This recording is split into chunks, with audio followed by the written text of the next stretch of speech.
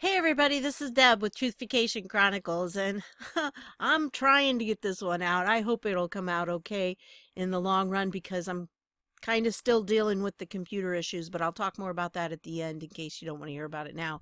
Anyway, this is a clip that the researchers on that really good research board came up with, and it is from Barr's confirmation hearing the first time around in 1991. And he's got something really good to say here about his stance on how you give out indictments and things.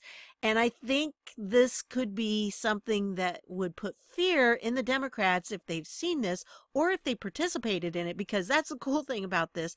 If you watch it, some of the senators that you see in the hearing have been there for a very long time, but they were a lot younger here. And as you can see, Barr's a lot younger too. So I'm going to play the clip for you, and then I'll come back and cap it up. We have a standard at the Department of Justice, an indictment standard. We feel we need to have evidence sufficient to support an indictment in hand, that we can prove our case in court. And a lot has been said about not wanting to have a political Justice Department. And I agree with that. And there's a lot of different ways politics can come into play in a case.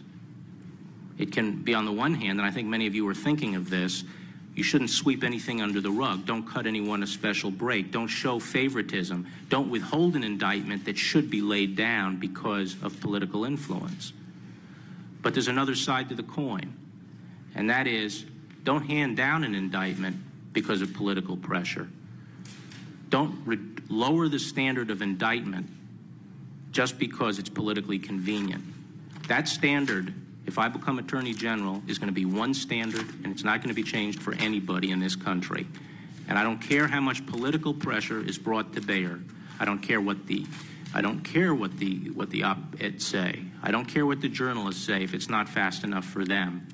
And I don't care what the political pressures are. That standard is staying where it is. And right now, the career prosecutors in the department, and believe me, I've been pressing them, have explained to me very coherently what evidence is lacking that prevents us from laying down an indictment today.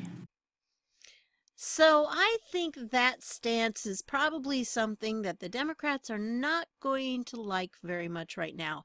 Because if he stands that way on the indictments, that you have to have enough evidence to indict, then what's he going to say when he finds out that there was no reason for them to start this whole Russia collusion investigation in the first place? I mean, there was absolutely no predicate for it.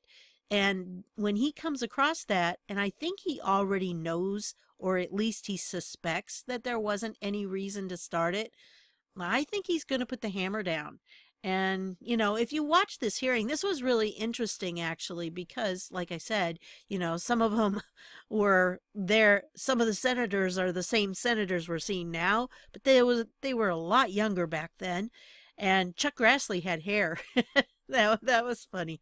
But it's really interesting to see also the civility, because they were a lot more civil when they were talking to him that they were with this confirmation hearing, because they just can't ask questions in a nice way.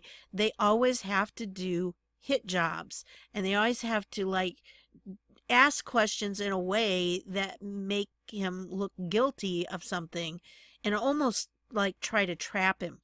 And so that's what is going on with the hearings now. But if you go back, there was a time when they were a lot more civil. And I'm not saying that they were still nice people, but they were a lot more civil in how they treated each other. Joe Biden ran this, and even Ted Kennedy was in there, and different ones.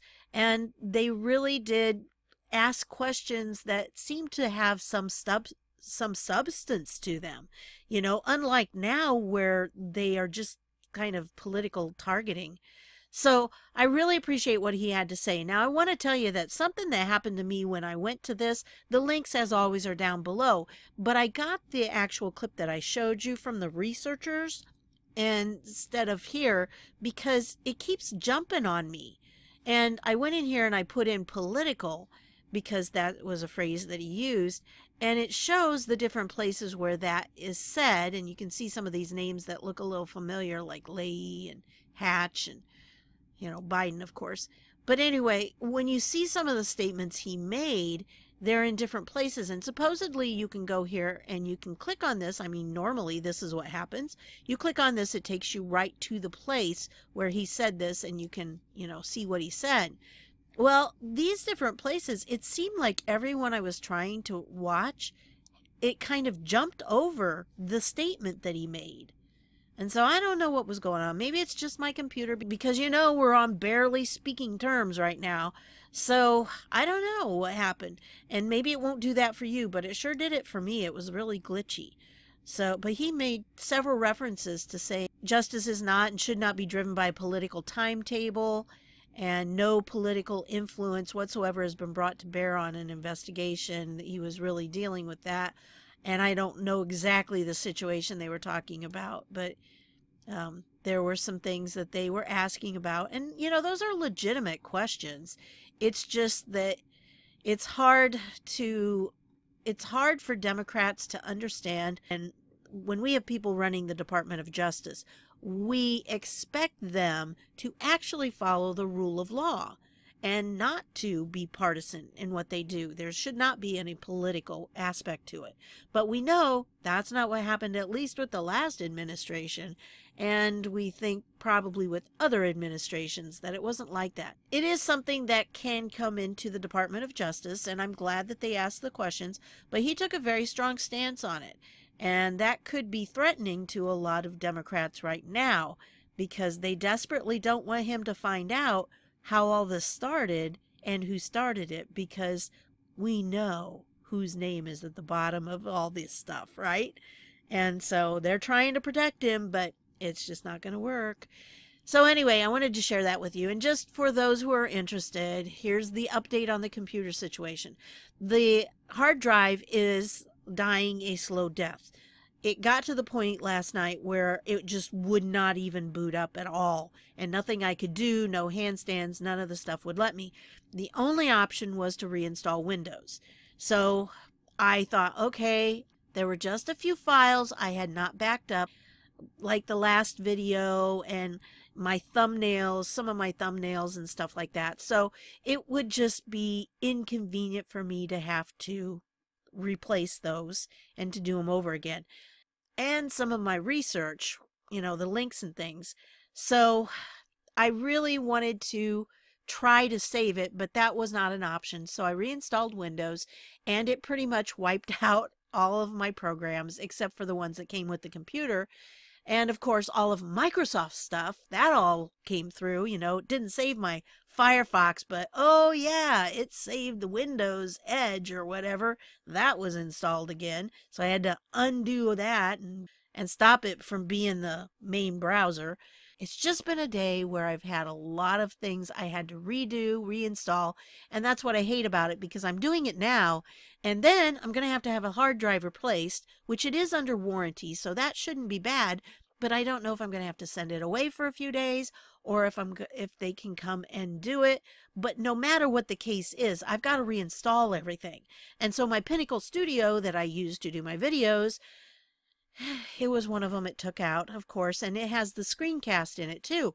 So now I am using I'm using an alternative version that I used to use before I got the Pinnacle Studio. And so we'll see how it all comes out. I don't know. I'm using a freebie that's going to help me edit it. I hope. We're going to see how it works. So you'll know by now, right? Anyway, I wanted to share all this with you, and for those of you who've lasted this long, I don't know if you care about my computer or not, but it's been frustrating to me because I kind of live on my computer these days. And so it's been a little frustrating day, but I'm hoping to get this uploaded so tomorrow, which is Mother's Day, I can spend it with my mom. And I've already given her her Mother's Day present. I gave it to her about a week ago because it was an Afghan and I got it finished, and I didn't want to leave it at my house because I have cats and they like to lay on it and make it smell all catty and get hair everywhere. So mom's not into indoor pets, so I figured let's get it to her before we get get it all cat hairy. So anyway, it'll be a good day tomorrow with her. I get a chance to spend it with her, and that's always good. I'm very grateful for my mom. She's a godly woman, and she did a great job raising me and my brothers, and so it was a challenge, I'm sure.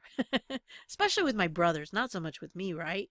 But anyway, so that's what I'm doing. And I don't know what tomorrow's going to hold with this.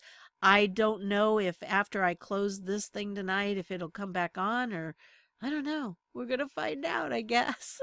It's just been kind of a comedy of errors. Now, I do have my mom's laptop I can use, but again, doesn't have all the software on it. So that's really been the issue. And, I've got all my files pretty much backed up now. So I think I'm good on that. And we'll see what happens, right?